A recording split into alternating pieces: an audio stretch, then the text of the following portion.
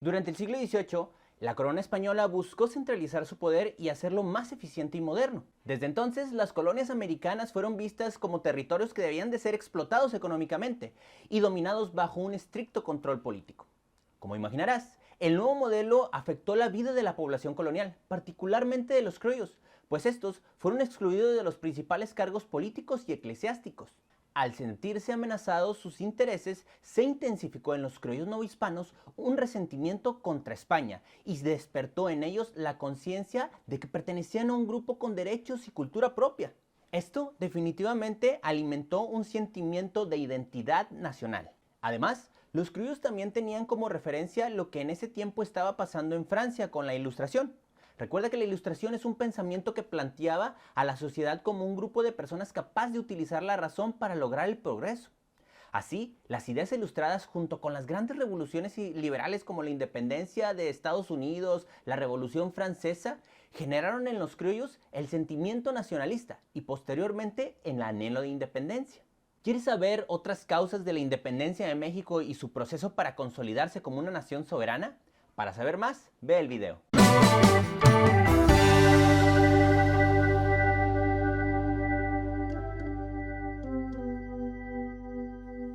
Jóvenes y personas que están viendo el video, tengan todos ustedes muy buenos días. El tema que veremos en este video lleva por nombre Panorama del Periodo.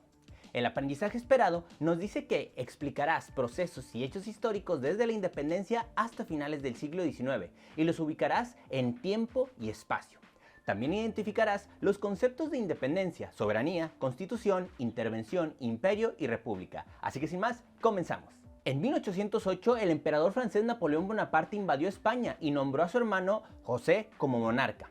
La invasión napoleónica a España favoreció el proceso de independencia de las colonias españolas, debido a que la metrópolis dedicó sus recursos a la defensa de este territorio. Recuerde que el concepto de independencia hace referencia a la formación o la restauración de un país inmediatamente después de la separación de otro del que formaba parte. Ante esta situación, se formaron en Nueva España dos grupos. El primero, conformado por los criollos, proponía que se convocara una junta de ciudadanos que gobernara mientras regresaba el rey español Fernando VII.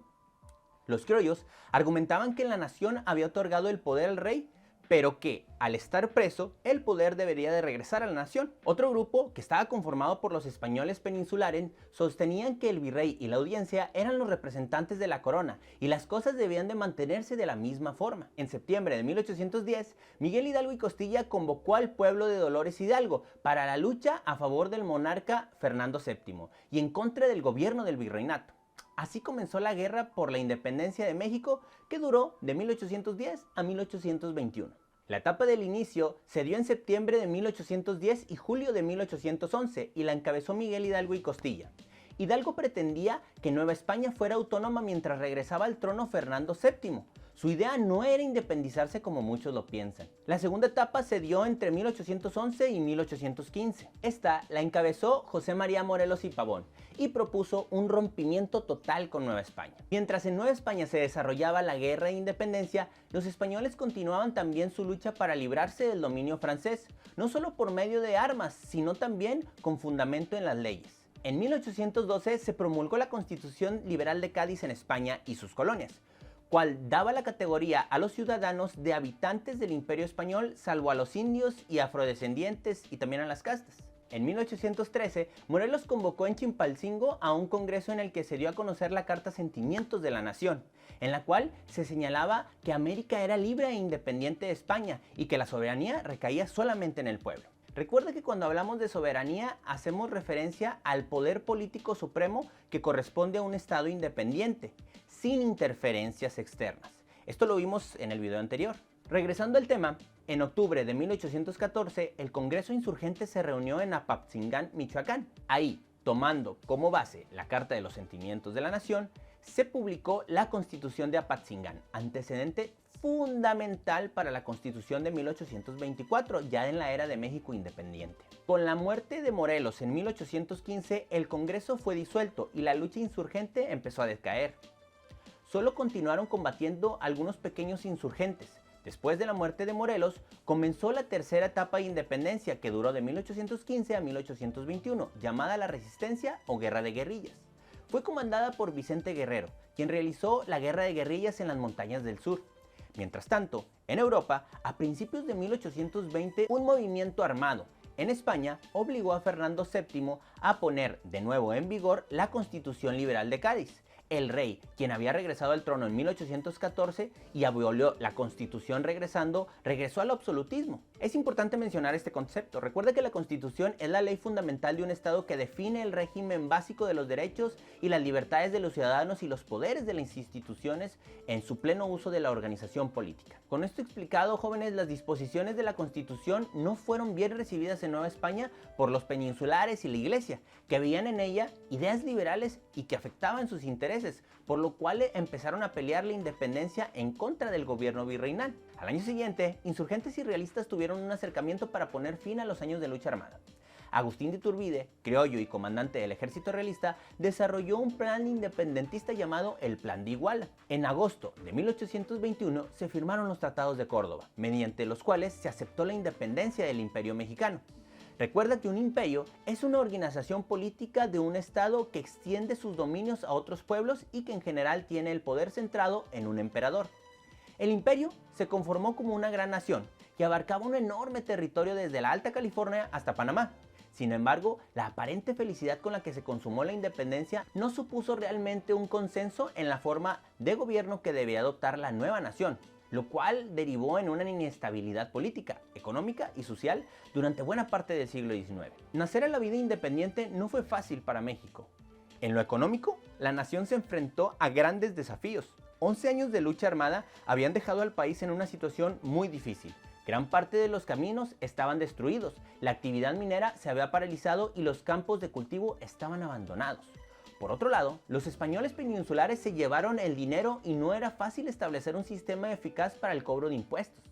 Los primeros gobiernos independientes enfrentaron la bancarrota, carecían de recursos económicos para la reconstrucción, reactivación de las actividades productivas, pago de la deuda heredada de la etapa colonial y el mantenimiento de la burocracia y el ejército.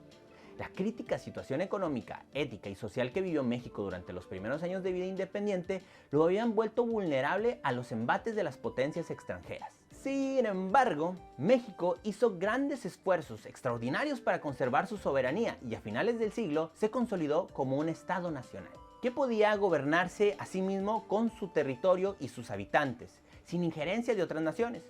Para remediar la difícil situación económica se solicitaron préstamos a bancos extranjeros, provocando deudas muy difíciles de pagar y serias consecuencias, como los fueron las intervenciones de Francia en 1838 y en 1862. En lo político, la nación recién independizada debía ahora buscar una forma de gobierno que fuera más adecuada para seguir adelante. Los liberales y los conservadores mantuvieron a lo largo del siglo XIX una lucha para imponer su proyecto de nación. Los liberales buscaban establecer una república federal cuyo territorio se dividiera en estados que se apegaran a una constitución general, pero que gozaran de autonomía para elaborar leyes propias, como hoy en día lo hacemos. De hecho, para aclarar, una república es una forma de gobierno en la que el cargo del jefe del estado está en manos de un presidente temporal que se elige por votación a través de unas elecciones. El gobierno federal contemplaba tres poderes: ejecutivo, encabezado por el presidente de la República; legislativo, formado por el Congreso de la Unión; y judicial, presentado por la Suprema Corte de Justicia de la Nación, como hoy en día lo hacemos. La primera Constitución de México independiente fue federalista y se promulgó en 1824.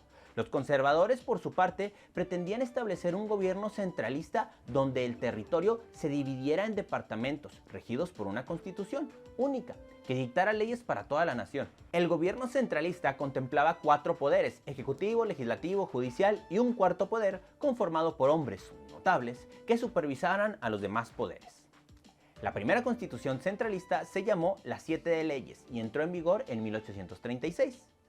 La lucha entre liberales y conservadores mantuvo al país en una inestabilidad política a lo largo del siglo XIX, lo que dificultó reactivar la economía en los primeros 60 años de vida del país independiente. Fíjate que algo curioso es que desde la primera mitad del siglo XIX, México tuvo más de 50 gobiernos y muchos de ellos fueron derrocados por levantamientos militares. Asimismo, la soberanía de la nueva nación independiente estuvo constantemente amenazada. México tuvo que enfrentar una serie de conflictos e intervenciones extranjeras. Ejemplos de lo anterior son el intento de reconquista española en 1820, la independencia de Texas en 1836, la primera intervención francesa en 1838, la invasión estadounidense que se dio de 1846 a 1848 cuando se perdió más de la mitad del territorio. Otro ejemplo de la intervención francesa fue la que se dio en 1862, que trajo consigo la llegada de Maximiliano de Habsburgo para encabezar el imperio. Es así como la presión y el interés de las naciones extranjeras obligaron a México a entrar en el mundo capitalista como proveedor de materias primas para las grandes potencias industrializadas. Por otro lado, a lo largo del siglo XIX continuó el proceso de secularización de la sociedad, es decir, la separación de los asuntos políticos respecto a los temas religiosos, iniciando por las reformas borbónicas del siglo XVIII. Ese proceso derivó en un conflicto entre la Iglesia Católica y el Estado, lo que le restó poder económico y político a la institución eclesiástica. Los liberales formularon leyes, conocidas como las leyes de reforma. Estas proponían que el Estado estuviera a cargo de la educación, el registro de nacimientos, matrimonios, defunciones, que anteriormente estaban en manos de la Iglesia. Se promulgó la Constitución Federal de 1857 y como consecuencia, liberales y conservadores se enfrascaron en una guerra llamada de reforma, en la que al último resultaron triunfadores los liberales. El grupo conservador estaba inconforme con el triunfo, por lo que buscó imponer un monarca extranjero que trajera estabilidad al país. Esto dio pie a la segunda intervención francesa en el año de 1862. Todo esto para nombrar a Maximiliano de Habsburgo emperador de México. No está de más recordar que una intervención hace referencia a la intromisión de un estado sobre un territorio extranjero, ya sea por una simple amenaza o por medio de ocupación. Al finalizar la guerra contra Francia, Maximiliano fue derrocado y fusilado en el año de 1867. Sobrevino entonces un periodo de reacomodo y de consolidación que se conoce como la restauración de la República bajo el liderazgo de Benito Juárez y Sebastián Lerdo de Tejada. Con esto se sentaron las bases para el posterior desarrollo económico. Disminuyeron las deudas internas y externas, se reactivaron algunas actividades productivas y se construyeron las primeras vías férreas. Además, los conflictos con otras naciones extranjeras cesaron y México pudo ahora sí consolidarse como una nación soberana. En este periodo también se fortaleció la figura del presidente. Porfirio Díaz, un caudillo mestizo de ideas liberales, asumió la presidencia en 1876 y prometió darle al país una estabilidad política. Con el fin de impulsar la inversión extranjera y alcanzar el progreso económico, Díaz pacificó al país y concretó alianzas entre los grupos en pugna, pero también reprimió acallando la voz de las personas que no estaban a favor de su gobierno. Durante el gobierno de Porfirio Díaz, este modernizó al país y sanaron las finanzas.